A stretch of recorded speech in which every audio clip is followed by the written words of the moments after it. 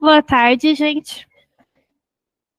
É, Como foi abordado anteriormente, o ambiente que eu estou trabalhando é a Campina-Arana. Ele pode ser classificado de acordo com essa metodologia, em Campina-Arana densa e aberta. Nela também há uma variação no nível do lençol freático, em que em alguns períodos do ano a gente pode ter um afloramento desse lençol. E nesse ambiente apresenta diversas espécies, né? Uma delas é a Audinoterófila.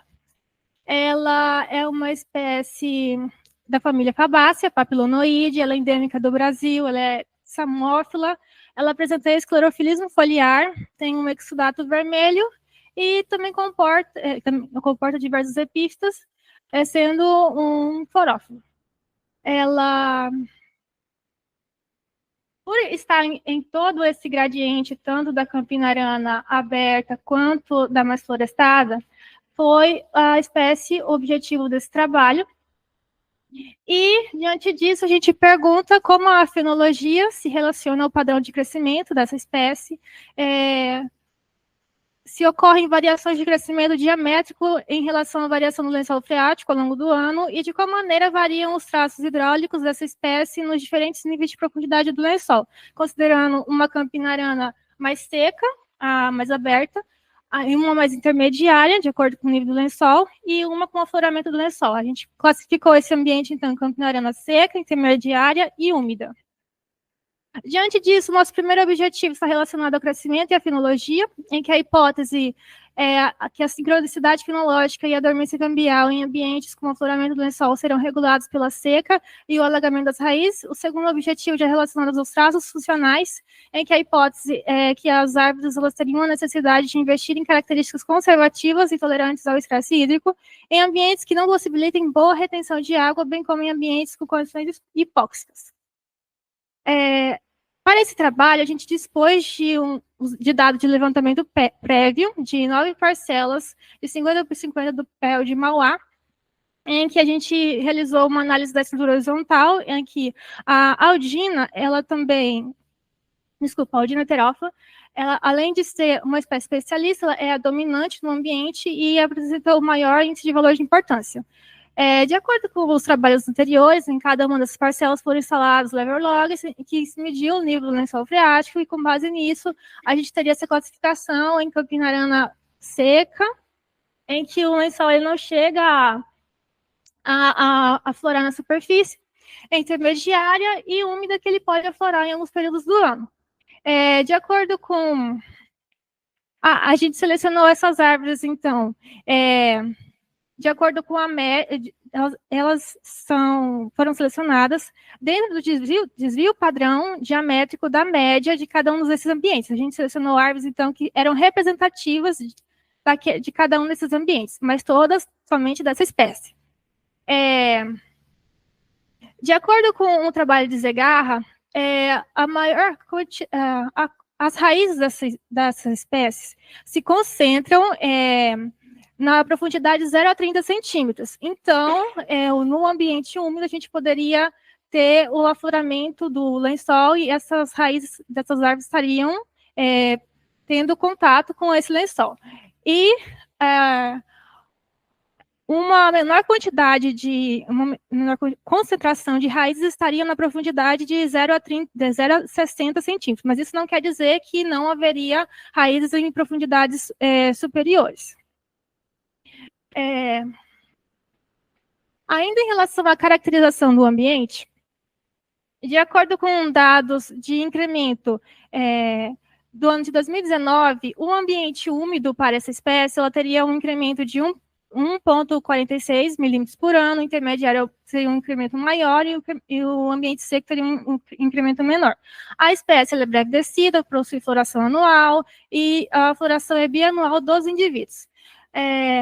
Os atributos do solo, alguns que foi retirado, aqueles que tinham maior correlação, mas o que mais separa os ambientes seriam o teor de pH e areia para a campinarana seca, e aqui o teor de soma de base, a fertilidade do solo separaria mais o ambiente úmido intermediário. O delineamento experimental. Selecionou-se 10 indivíduos de cada um desses ambientes para monitorar o crescimento e a fenologia, em que a gente instalou, então, bandas dendrométricas e mediu-se o DAP, a altura, e obteve a relação à altura DAP e a biomassa. Para os dados fenológicos, foi realizado a observação mensal na intensidade das fenofase e o índice de atividade, considerando presença e ausência para as fenofases vegetativas e reprodutivas. O incremento, a gente vai realizar a análise de incremento médio mensal, e as variáveis ambientais seria a temperatura, radiação solar e precipitação, que a gente se propõe a analisar. E os dados vão ser realizados, a análise dos dados vai ser realizada com estatística circular, comprimento do vetor R e teste de Rayleigh. Para responder o segundo objetivo, entre daquelas 10 indivíduos selecionados, selecionou 5 daqueles mesmos indivíduos que já seriam monitorados o crescimento e a fenologia para observar seus traços funcionais. Esses traços seriam o diâmetro equivalente do vaso, frequência de vaso, índice de vulnerabilidade de vaso, área de vaso, área de parênquima, comprimento máximo do vaso, potencial hidrocomeio-dia, densidade do galho. E as análises propostas seriam um teste de Kruskal-Wallis, PCA e Permanova. Esses daqui são resultados preliminares, em que a gente observa que as medidas começaram em setembro, agosto do ano passado, mas a gente tem dados de setembro até maio. O gráfico lá em cima é a mesma representação desse daqui, e aqui são os dados do levantamento prévio. A gente pode perceber que a floração e a frutificação, ela iniciou-se um mês antes dos dados de 2019. Aqui foi em fevereiro, aqui a floração começou em janeiro. E o incremento, aqui está cada um dos ambientes, campineira seca, uma intermediária, seca e úmida. E aqui não houve uma diferença tão significativa assim quanto o comportamento que houve nos dados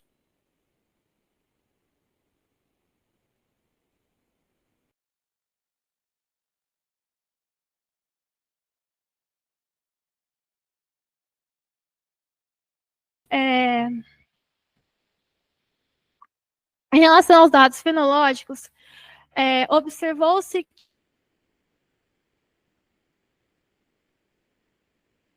que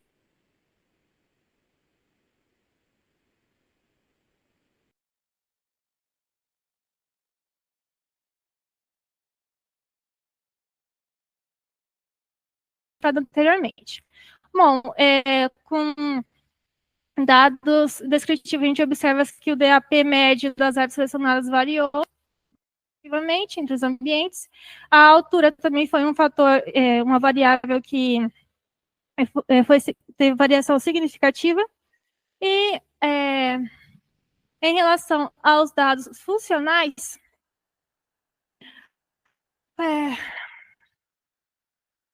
a gente pode separar o ambiente principalmente com características anatômicas. Aqui a campinariana potencial e o potencial hidrocomeio-dia. E o que separou mais para o lado esquerdo do gráfico, o ambiente úmido, e o intermediário foi o diâmetro da copa e a altura. Aqui são as variáveis que mais contribuíram para separar os eixos do gráfico, principalmente o diâmetro da copa e a altura. E, analisando cada uma das variáveis, a gente observa que a altura foi uma das variáveis, os traços que teve diferença entre os ambientes, em que o ambiente seco, ele diferiu do ambiente úmido intermediário, e as outras duas variáveis que teve diferença foi a biomassa e o diâmetro de copa, que também diferiu do ambiente seco para o úmido intermediário. Já aqui, na Permanova, observa-se que não há uma sobreposição entre todos os ambientes, e os traços aqui que foram significativos para essa Permanova não foram os mesmos da PCA, o que é muito legal, que talvez a gente vai tirar isso aqui do trabalho.